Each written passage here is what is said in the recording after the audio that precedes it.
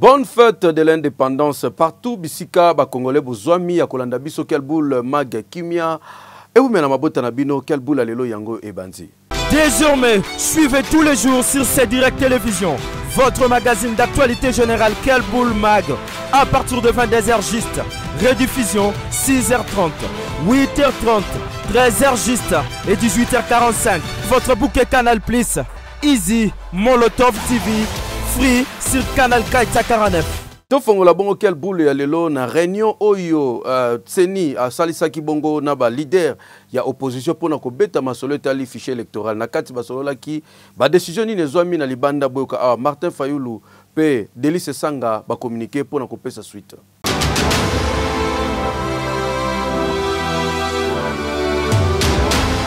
Le président de la République pour les élections à venir, comment regarder ensemble des conditions réalistes pour avoir des élections crédibles, des élections transparentes, des élections inclusives, des élections apaisées. Nous avons discuté avec lui, nous avons passé en revue tous les problèmes que nous posons, c'est-à-dire problèmes dès le commencement de la loi portant organisation et fonctionnement de la CENI, la composition de la CENI, le problème de la loi électorale, des faiblesses de cette loi, de points de désaccord qui se trouvent dans cette loi, le problème de l'inclusivité des candidats qui sont embêtés aujourd'hui. Ils n'ont pas la possibilité de s'émouvoir correctement, ils sont convoqués à tout moment. Nous avons parlé de problèmes surtout de la confection du fichier électoral. Et nous voulions avoir des précisions et pour savoir qu'est-ce que nous faisons aujourd'hui. Vous avez vu, nous avons passé plus de 4 heures pour discuter de ces questions. Donc c'était sérieux. Le président de la CENI maintient que ce fichier est fiable d'après lui. Il dit que ce fichier a été audité et que son audit à lui a fait une recommandation qu'il va appliquer, implémenter. C'est quoi cette recommandation? C'est afficher les noms des électeurs tels que recensés. Nous avons dit, nous sommes d'accord que vous affichez les noms des électeurs, mais ce n'est pas suffisant. Il faut aller au-delà. Il faut l'audit externe par un cabinet réputé, indépendant de ces fichiers électoraux. Mokonjamboka Félix Antoine Tshisekedi Tshilombo salaki bongo discours à la nation à l'occasion il y a 63e anniversaire il y a indépendance ya mboka na biso Congo.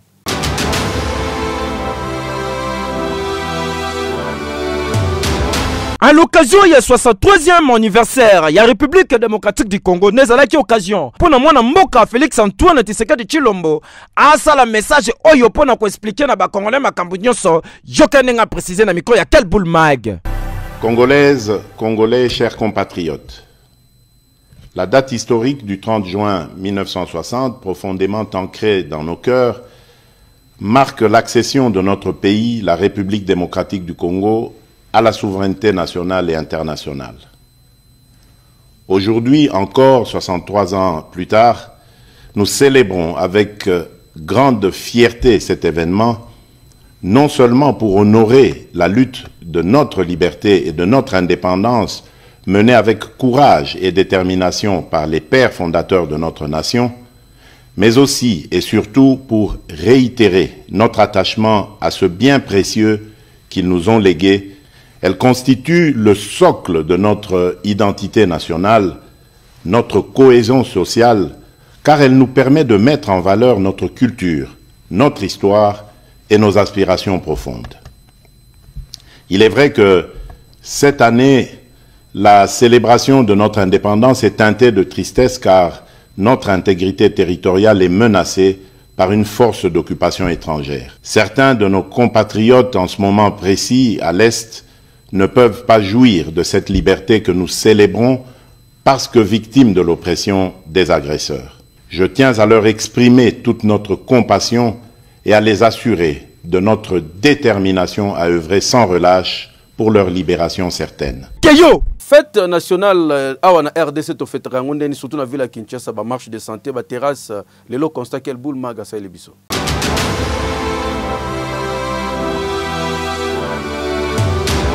Le 30 juin 1960, le 30 juin 2023, RDC ezali ko célébrer 63 ans d'indépendance. Bondi belanga yike caméra ya quel boule maga koti terrain pour na ko sala constat kotala ndenge nini ezali ko fetame. Awa déjà na Wileri, circulation ezalaki timide donc bato bazali ko leka ya moko mituka pe ezalaki mingite. Kasi loko to remarquer ba ONG, ba association na ba structure ya ndenge na ndenge bazali ko sala marche de santé kaka ne bozali komona tout au long ya 22 juillet kaka ne bozali komona bino moko boyebi ezala bana basi ezala bana mibali ezali ko kipete tolongwe wana toye boulevard du 30 juin ndenge moko awa tozali nolo ya gare centrale loko ezalaki point de départ ya ba structure ya ndenge na ndenge bazali ko kangana namu bazozela baninga baya bakoka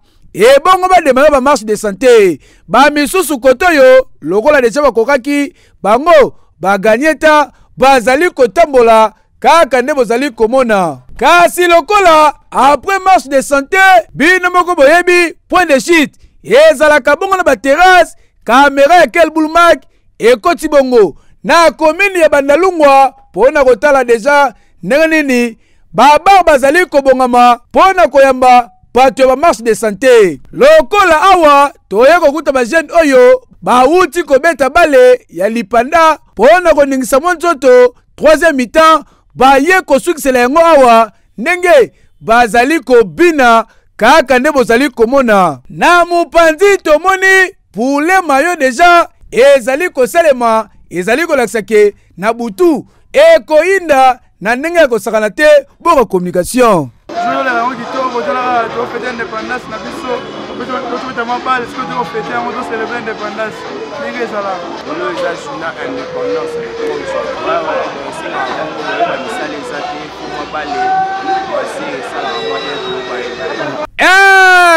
Tala boko sabino te fête indépendance ya tout oyo et fêtame na ba marche de santé po okene na gauche omoni ba marche de santé okene na droite ndenge moko réalité ya ngoyo okokanisa kutu neti kaka journée oyo ezalaki nde dédié spécialement na ba marche de santé Kinshasa yana makambo. Bonne fête de l'indépendance na ba congolais nyonso. Keyo oui. Première dame de la République, Madame Denise Nyakero Tshisekedi, a continué toujours koluka kotombola ba mama ya Congo, surtout ba femme légendaire. Lelo azalaki bongo pona lisolo ya Congo au féminin.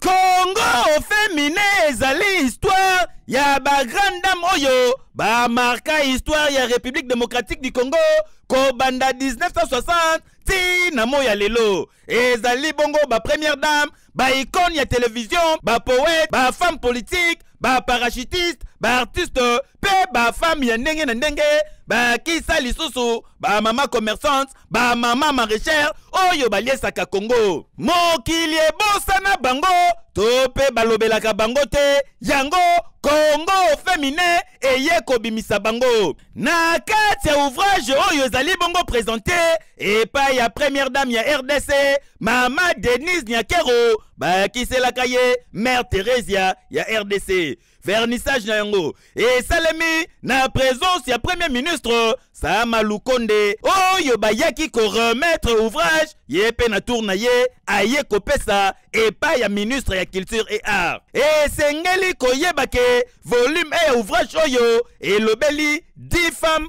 oyo parcours na bango na combat na ba victoire na République démocratique du Congo ko banda 1960 indépendance. Histoire ya RDC ezali bongo conjugué et pas ya ba femme oyo yoke loko oyo. Merci nos mamans pour leur contribution à l'écriture de l'histoire de notre pays, chacune dans son secteur et domaine de compétences. J'ai découvert aussi avec admiration beaucoup de choses que je ne savais pas sur elle. C'est donc avec fierté que nous les honorons. Merci au professeur Yoka, professeur Kambaï et professeur Ndaiwel, nos éminences grises, dont l'engagement, le dévouement et la collaboration ont grandement contribué à faire de notre ambition une réalité tangible.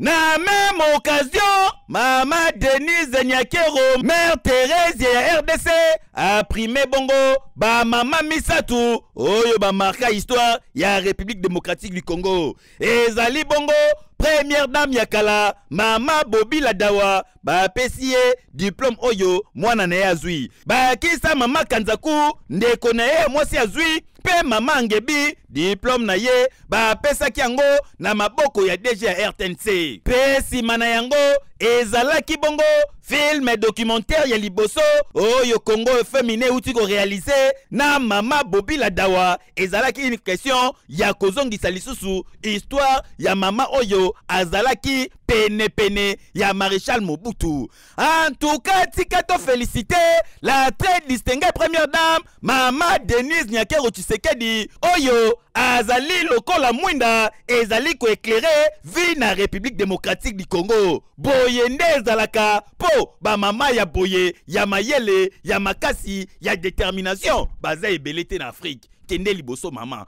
Ekeyo! Oui! Préoccupation, priorité nini, ba peuple congolais, ba kokozana na ba dirigeant mboka na biso, analyste politique Christian Moleka pesi point de vue na ye.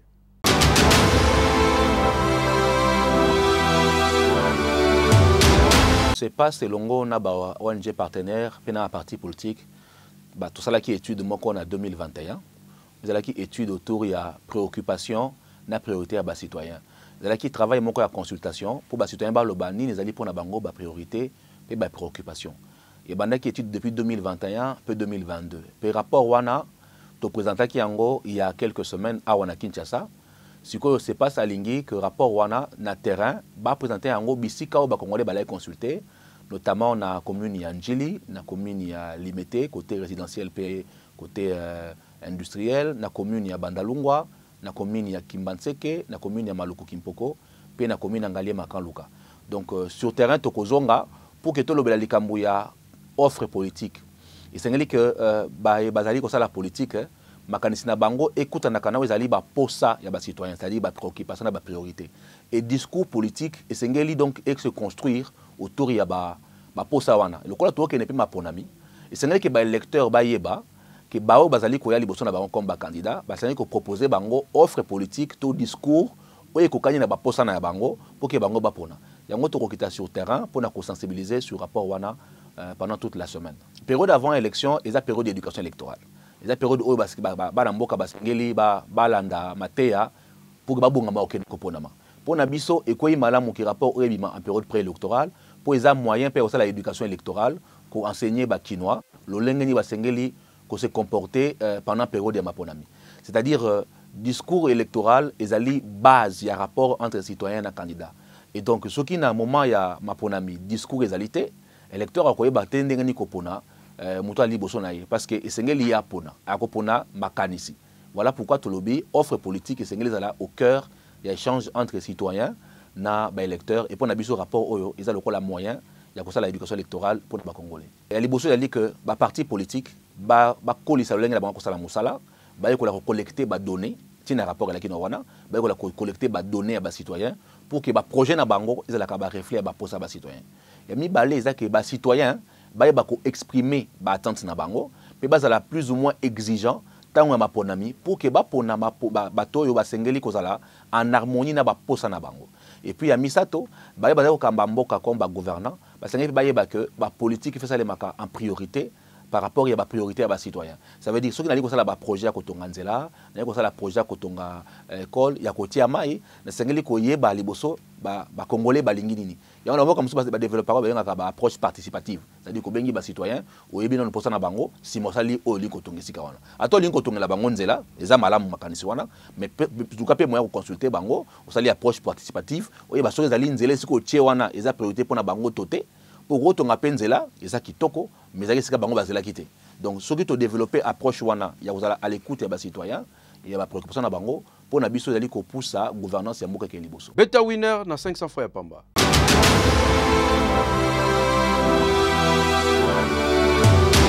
Winner.bet présente Winner Loto. Nini wana boso beta. Winner. Bonsoir à tous, nous sommes aujourd'hui vendredi 30 juin 2023, une date historique pour la République démocratique du Congo. À toutes et à tous, excellente fête d'indépendance. Vous étiez nombreux à jouer les Win 4 et Win 4 double. Voici pour vous les résultats, les 33, les 48, les 47, mais aussi les 20. Et sans transition, voici ce soir les 282e tirage Winner Loto RDC avec à la clé un merveilleux jackpot de 125 546 000 francs congolais. Mais vous jouez aussi pour 1 milliard de francs congolais et c'est le super jackpot de la soirée. À vous donc de choisir que 5 bons numéros sur vos tickets et vous ajoutez à cela les numéros de la super boule pour espérer gagner tout cet argent. Et bien si vous l'avez fait, bonne chance aussi pour la suite. Ceci, c'est un tirage qui se déroule sous les vigilants des huissiers de justice, des officiels Winner Loto, mais aussi d'un public témoin. Mesdames et messieurs, nous allons accueillir les tout premiers numéros de la soirée. Et ça sera lesquels? Regardez, nous accueillons les 19. Et pour notre deuxième numéro qui va devoir sortir de la sphère, on accueille les 2. On avance pour notre troisième numéro de la soirée, mesdames et messieurs. Regardez, les 32. Complète la liste. Le troisième numéro de la soirée, on avance. Les 42 qui complètent la liste. Le quatrième numéro, regardez, les 23. Le cinquième numéro également là. Regardez cette fois-ci, les 14 n'est rien d'autre que le numéro de la super boule. Mesdames et messieurs, je récapitule si votre qu'il fallait nécessairement trouver les 19, les 2, les 32, les 42, les 23, mais aussi les 14 qui est donc notre numéro de la Super Bowl. Avez-vous trouvé cela depuis la maison? Si oui, moi je vous dis félicitations. Sinon, je vous retrouve très prochainement. C'est tout. Prenez soin de vous. Au revoir. Comme Sabilo, on a dit que Kinshasa a casse-tête à Rosanate parce que Banzele a coupé par Makasikuna.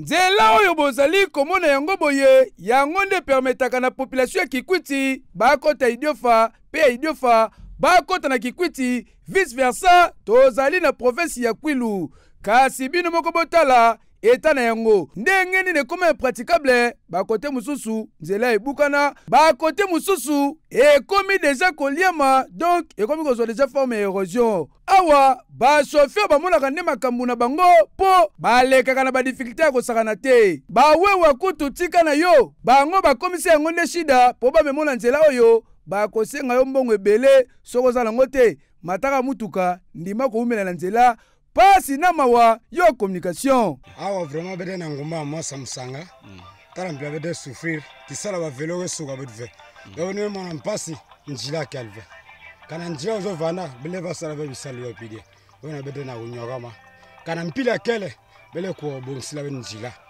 akende bele kuma mpi mwa libre na ba mfumu na beto Idiofa mwelo magende bo sadisa beto na njila masa bele kuma libre na yo. En tout cas, ezali kosala pasi komona ndenge nzela oyo depuis ebeba ebukana ekomi impraticable bakonzi bazobeta yango kara yango population balance cri d'alarme na bango na ba autorité compétente batala nanuka na bango de façon que babokela bango ata mabanga ya pamba po kotika bango boye eza normal te po nzela oyo epermetaka baéchange économique esalema ya nini oui. Président Ziko a remettre bongo ba livret parcellaire na bato ba sombaki mapango.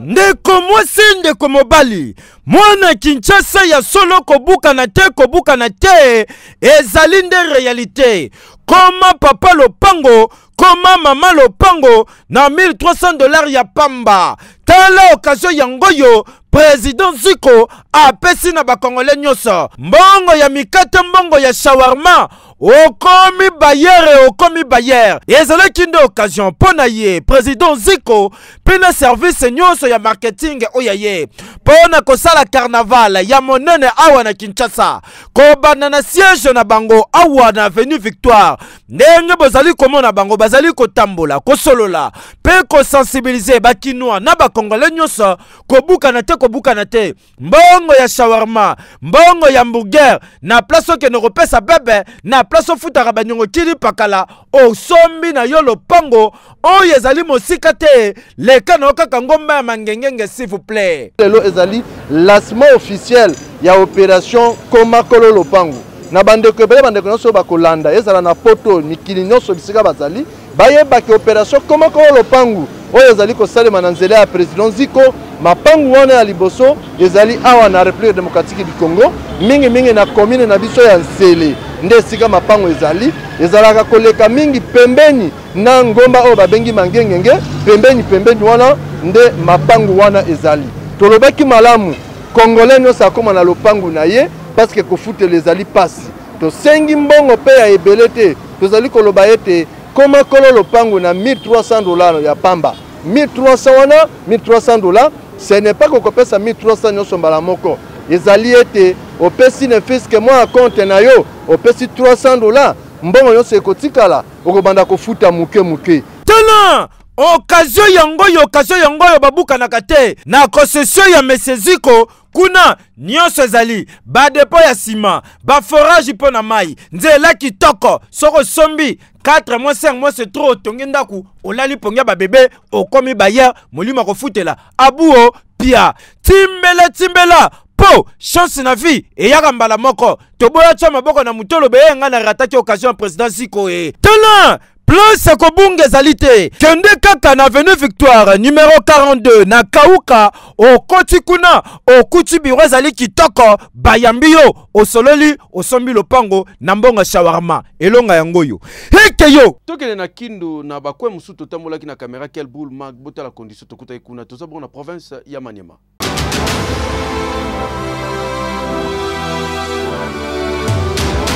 Awa tozali na province ya Maniema na commune Mikelenge bondi melanga ke population fandaka awa azali komona ya yebwale na niveau kosakana te bazali kolela na bakondi surtout awa ya province ya Maniema bavota mais bapesa bango dorsal bakipaka te réalité awa tala nde population azali kovivre bwalo yo wapi likambu ya mai donc faut kotambola déjà 6 heures oza wana na elanga mikolo yo moko yebi nde ezalaka mai yango ozotala échanger déjà couleur comme le roi mai ya lobo tala ndenge zabe bamelaka yango pe mama bozomona be yena bana ne tala ndenge bana combien to compter 1 bébé, 2 bébés, 3 bébés, 4 bébés, 5 bébés mobima non moni bango batanda mi boye. Et là on relia ezate mikrokoto ya fufu non bazo koko na pena ko na madeso bali komona babenga nkunda. Na tonga achaka ezalaka te donc fufu ozomona be soki balie basilisi. Bakei bana pe ya pasi pe mawaluka elamba itele. Mais awa pona kotambola nzelande nzelo zali komona baleli bakonzi balakaka bango bakosala meti lelo basalaka te nzela pena fo beta patenge makolo soko luki ata velo kokolololo tokoti na droite tokuti na mama o alobi mama lobi bango mai bamonaka nde bwale joka communication haiko ya mubaya sana ya buchafu hakuna taka moja pona pata kwenda maana kwendaka mbali ba notable ya Maniema population surtout mingi awa ya Mikelenge balobi eloko nyonso ezaka ne bandeli pe na suka nango élection yango ekomiti baomona susu bato baza bazoba mutu te bapesaka bino bokende bomvuamaka na famille mbimba bango bakelelaka esala eloko te 2023 pe yango heke yo idiofa population bazolela pasi ya mai.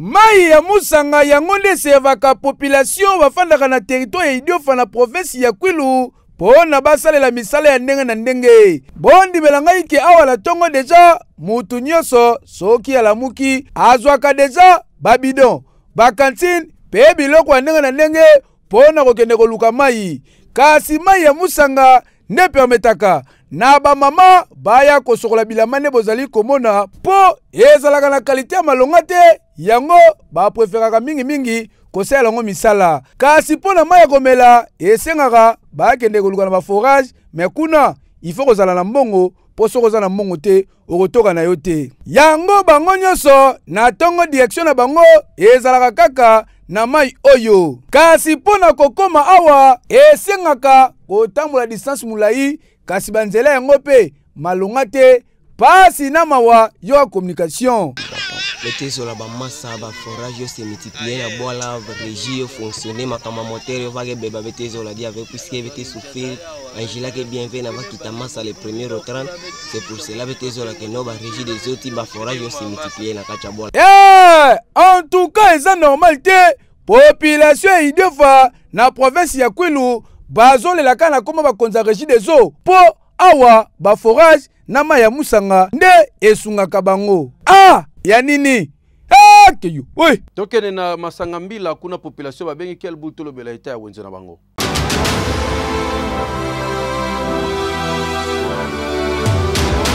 Awa tozali na masanga mbila kat na komini ya Mongafula esika wapi kamera ya quel buluma ke koti pona kosala constat ya ndenge nini likolo ya kozanga wenze ba mama ba mikrela wenze na bango moko kaka ne bozali komona mutu mususu azoteka ba épices kote mususu fufu kote mususu Thomson kote mususu matembele ne bozali komona ba mama bafandi na se bazoteka ba légumes kaka ne bozali komona soki otali oko remarquer que et surtout na période elanga oyo awa zelo ezalaka defwa te ebongo poussière modele mataka bokozwa ide te bawewa balekaka na difficulté kosakana te bazobotana kuna pe poussière ezomatela biloko kolia kokamwa mituka kutu tika na yo tala neti mutuka oyo ezoforce ezosimba te bajeune baye kotia yango poa mpo na suka bapesa bango eloko kaka ndenge ezalaka na mopanzi tomoni parking ya mituka ezosukaka mwa liboso ezoboya kokoma kota liboso kuna mpo na zelu. En tout cas eza normal te na masanga mbila kat population bazalaka tellement ebele kasi bazalaka na wenze te yango likolo ya kozanga choix bamere bafacilite population ya kote otage bakrea wenze ya bango moko de façon ke soko bimi na coin okosomba fufu osomba sangu osomi matembelo osomi Thomson okei kolamba bana balie olie ya kokende ti rompo ngaba to kokende ti maison communale ya Mongafula. Ya nini ya normal te so botongeli bango wenze ekosala mama leloko keyo we na mwana tunu na selemba okuna population basepeli po bakangi kuluna.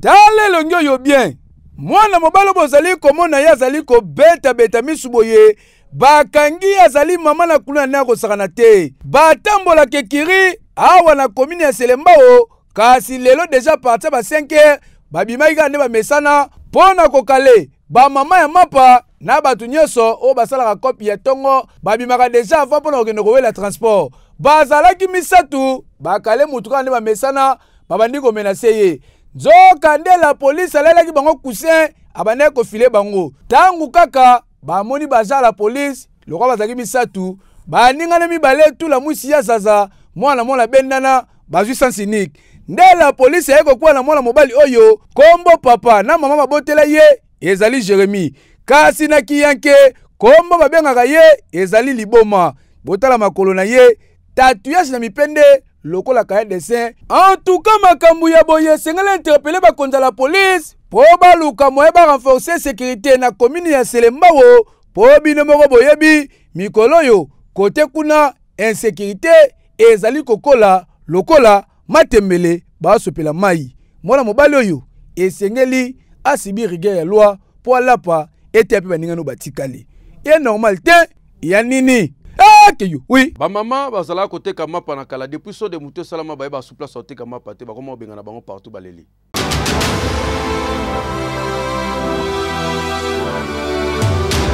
ndenge bomoni ba mama ya mapa oyo bazotepa boye na babasi ya mapa na mutu veut dire bazoluka place ya koteka inkele awa tozali na commune na Ngaliema précisément na pompage ndenge kaka bozali komona depuis bautaki boulangerie baye na esprit ya koteka kasi bakoma boye la police elobi tintin bokoteka te po awa eza wenze te. Mbala moko mwana na mwana bendana, donc telemisa bassin na ona mutu soki client aye okitisi oteki mbangu ozongisi na mutu.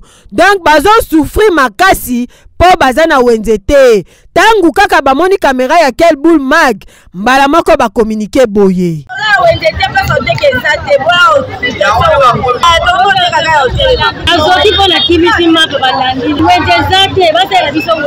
Tala soki okebi te oyo eza 10e fois tolobela problème ya wenze awa na niveau ya pompage. Kasi bakonza mboka bakipaka te awa bamama bazokemba na ndenge kosakana te. He bakonza mboka toloba ndenge nini po bo trouver ba mama au solution po kanga nde bazo débrouiller boye. La plupart ya mabota awa na ville ya Kinshasa ba vivaka na commerce ya boyeza normal ten ekei na Kasangulu botala centre de santé Kibunga modèle ezali.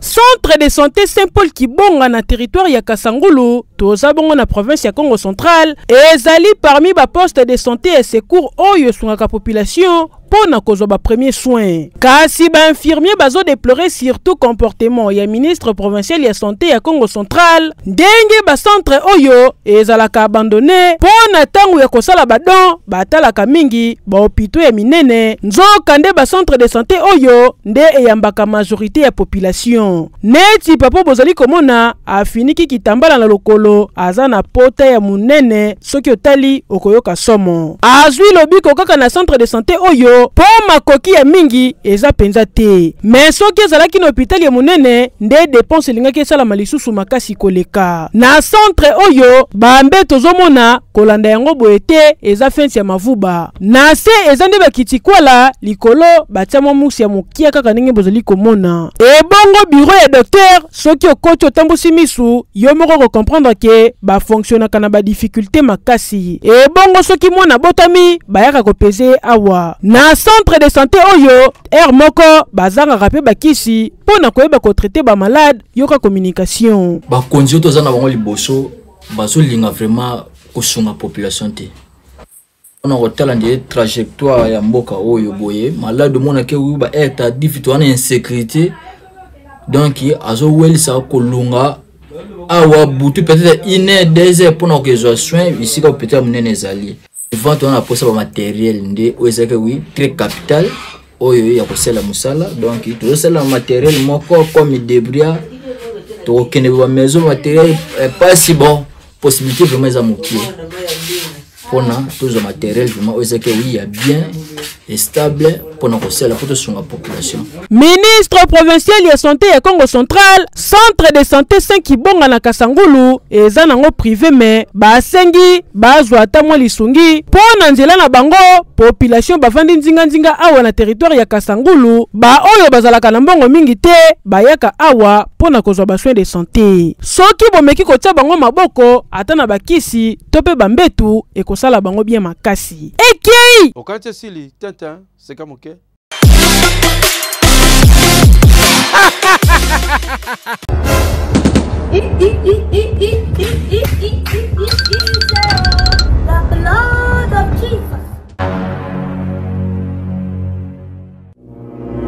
Hey, bonjour papa. Bonjour papa. Maison de comme yango. Bon, ngai problème na ngai zabo. Nazo kende kotala mama Charlène Samba, moi son honorable Clovis Samba. Ah, merci. Eh, abota ki siko nazo kela yembi ki oya ba bébé penza bana ba député ba bon. Eh, merci.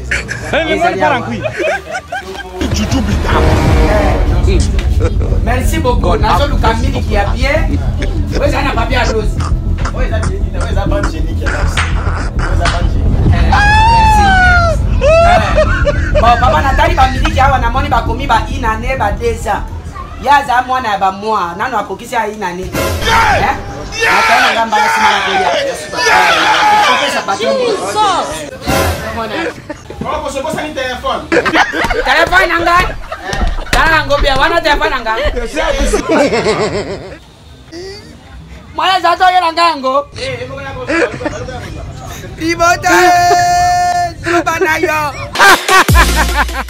Voilà, Quel Boule Mag Yangoyo. Bonne fête Nabino Nyos Bazali ko célébrer indépendance ya mboka na biso. Ekeyo, oui.